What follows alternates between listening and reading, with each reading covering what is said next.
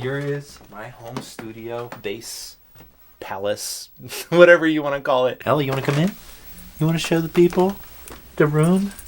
Hey. And there's a few little secret things I just wanted to share, and maybe you'll find it fun or helpful. So I'm just going to show you around. Before I do that, I want to say a quick thank you to Sweetwater. Sweetwater sponsored this video. That being said, let's check out the space. Here are the basses and the one guitar. This is Foxy. This is my first electric guitar. So I'm learning guitar right now, but then these are the basses. The Justin Mendel Johnson signature bass, and I put Curtis Novak fat pickups in. This is a bass I call the Snorlax. This is an old Epiphone that I totally rebuilt and changed all of the components on. I have a video on that if you want to check it out. Here's the P bass. This is my pride and joy. This is 66P.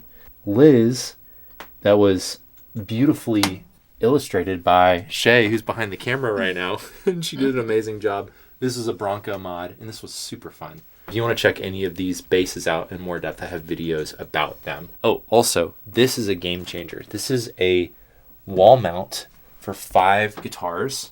When I installed this, it opened the whole room up because I used to have the basses down here, but getting them off the ground, it's just so easy because I can just be sitting here and reach up and grab whatever I need and then just put it back. There's 6 construction screws going straight into the studs in the wall, so it's really, really sturdy.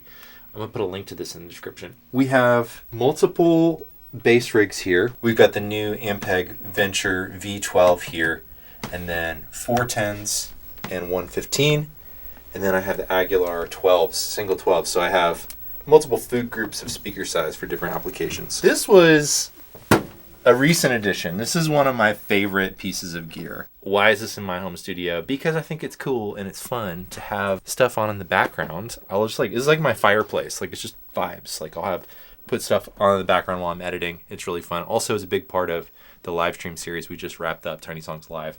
So the footage we were scoring during the live stream would be on the CRT, and it was just a lot of fun. Super heavy. Got all kinds of pedals up here. So my pedal board is constantly rotating based on what we're doing. Some good memories up here too. This was the State Fair where we opened up for Willie Nelson with my band. That was like a really big moment for me. Here's all of us 10 years ago. There's Rhett, Noah, Ian, and me. This is one of our first gigs together. Here's the shootout card from the Mustang video we did. That was a gift from Shay from one of my favorite movies, Life Aquatic. And there's just a bunch of little unique things going out. Books. If you make it your own and you put things that you love and that are inspiring, it's going to help bring music out of you. I think that's one of the most important things, is making the space unique to you and inspiring to you. So this is a lot of what's going on up here. That was a record from my dad, concert by the Sea, Errol Garner. Hey, buddy. Hey, what do you think about the bass? Hey, dude. Stealing the show. I'm going to put him out just because he's a little distracting. Okay, so let's talk about bass traps for a second. What is a bass trap? Well, why does a bass trap need to exist? Maybe is the best way to start. In small rooms like this, in any room, you can have problem frequencies, and usually they're low frequencies. And you can have these buildup of ugly bass frequencies in the corners in the rooms. Bass traps are a solution for that, to help make the room sound more natural. I'm not like an acoustic scientist, I'm a bass player, but I know enough to kind of make the room work a little better for me. This was a fun project. Some more over there, and there's also all these panels all over the room. This was a fun DIY project I did with some friends of mine. We went to Home Depot and bought all the supplies to build all of our own panels and bass traps, and it was cool doing it together as a team because we were able to kind of mechanize and have an assembly line. Like, one person's cutting lumber, one person's stapling fabric, and it was a really fun project that we were able to do affordably. I think we all spent like $150, and all of us got 4 acoustic panels and 3 or 4 bass traps. So it was definitely time well spent. A little bit of acoustic treatment makes a huge difference in a room, especially a small room like this, a really boxy room. So having these bass traps in the corners has been a huge upgrade of this space. What about that? Oh yeah, so up above, this is a moving blanket. This is a poor man's cloud. But what's on the other side of... Should that be the name of your studio? The poor man's cloud. On the other side of this moving blanket is a bunch of Orlex foam. So basically I created a cloud in the ceiling. So all of the reflections up and down are absorbed in this hanging contraption. And then also notice that we have a thick rug on the ground. Those are working together to help this room feel a lot tighter. What are you laughing at? Like a Renaissance painting with your pose. So that's something I want to do maybe soon, is to build a proper cloud. But I will say it's making a huge difference having it in this space. Same with having these thick curtains up. So it's a combination of all the stuff in here is providing a lot of diffusion, and then we have a lot of absorption. We have the bass traps in the corners, and it's all working together to make the room a lot more usable. I would encourage you to try to do some basic acoustic treatment in your space if you haven't already. It really does make a big difference, especially for bass players. Got the Moog here. This is a 79 Moog Prodigy. I use this for a lot of synth bass tracks. These are the patches from Tiny Songs Live. We just wrapped up every episode. Shay designed custom merch for that episode. It was so much fun. I've got a retro keyboard here. This is fun. The rule of touch, right? The things that you actually physically touch when you're working, making sure that those things you really like. Here's the nameless whale that holds all my SD cards. I've got a ton of picks in here, all kinds of different picks. Different picks have different sounds. Oh, okay, so check this out. This is the Apollo X4. This is sort of the brain of my whole operation.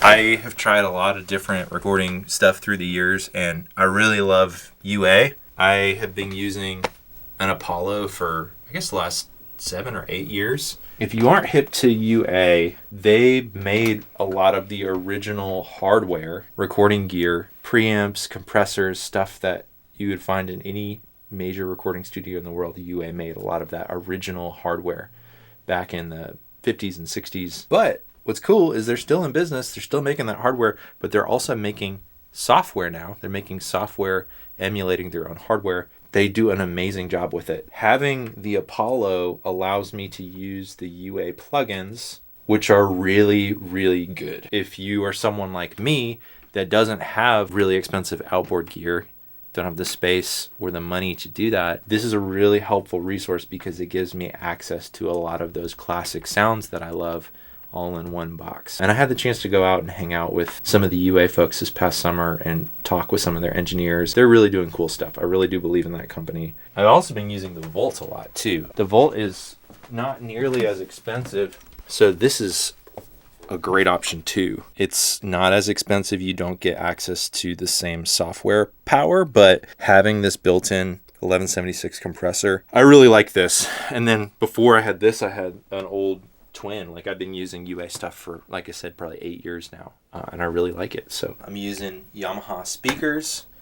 These are the HS7s. This is actually Shay's. This Moog Theremin is super fun. We've both been practicing with it. It's so hard to play theremin, but it's so cool. And you can actually get some crazy bass sounds out of this Moog digital theremin. Maybe we'll do a video about that in the future. And I wanted to show you something else. So we talked about this bass trap, right? So I also need to be able to access this closet. So what I did is I put it on wheels. So the whole thing can just wheel out. And then also it's 2 bass traps, so you can unlatch it and take it apart. So this is a custom Philip Conrad project. Shay actually found this really cool retro fabric. This is really helpful for me because it's functional. It's serving that purpose of absorbing a lot of the bass problems in the room, but then I can move it around, which I'm really excited about. Oh, by the way, too, we got new merch. So if you want to support the channel, here's the pocket hat. Shay made that, and it's like a really cool representation of the musical pocket, right? You have the bar line, and then you have the music flowing over it, and I just think it's really cool. So that's a fun way that you can support the channel and support Shay and me. Kind of designed this layout recently for Tiny Songs Live because I had to be able to sit here and talk to the stream here and play bass, or jump over here and then be editing, and then I could just swing back and forth to talk, and then I had a webcam up here, and then the camera that is currently in Shay's hands on this tripod. Sorry, I zoomed in accidentally. It was like real dramatic. So this was just kind of a fun, creative solution to how can I do all of this stuff in one tiny room and not have to move everything all the time. I think what's important is you just make a space your own. When we first got married, we just had a tiny little studio apartment, and my recording studio was the kitchen table. And I would get out my laptop and my interface and work there. But in that moment, that was my creative world. I think anyone can have a space. Doesn't have to be a whole room like this. This room isn't ideal. It's a 10 by 10 box acoustically that is really bad actually. But I'm so thankful to have a room to use, and I've wrangled it into something that works really well for me. Make it your own, enjoy it. I think also focus on function, like make it where it's easy to be creative. Like right now, like if I had an idea for a song, I could be making it right now because everything is ready to go. If you're not sure where to start, having a decent recording interface with at least 2 channels, I would recommend. It doesn't have to be the Apollo. There's a lot of great options out there, but something solid that has a good conversion and good preamps, that's huge. I think not neglecting your acoustics in your room, like I said, wasn't crazy expensive to build all these panels and made a huge difference. Makes me want to be in this room more because it sounds good in here. It feels really good in here. And then also, I will say too, this is a recent thing for me, is actually keeping your space clean. Not just clean, organized. Organized, yeah. Like, I know where everything is. Everything is, like, dialed in a way that makes sense to me. I can quickly solve problems. Like, all the cables are, like, clearly laid out. Oh, I didn't show you the pedal board, too. This is always rotating. I've been using the Stomp a lot for creative sounds. I used this a ton on Tiny Songs Live. I've pretty much always been using the bass rig recently, rotating different compressor pedals or modulation effects. It's nice because it's right here. I don't have to reach all the way down to the ground. It's all right here where I can reach it with my hands. And then during the live streams, I'm able to just tilt the camera down and you can actually take a look too and see what I'm doing. So yeah, I really love this space. I think it's probably going to be different a week from now. I'm going to keep changing it. I'm going to keep dialing it in.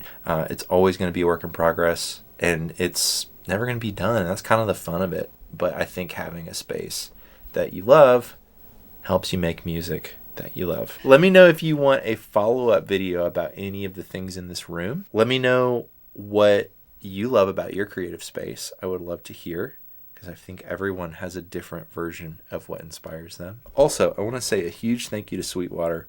Sweetwater sponsored this video. I'm going to put affiliate links to a lot of the things that I use in here all the time. You can check those out in the description. Also, check out the merch. We got a whole new line of merch if you want to support the channel. So thanks for hanging out.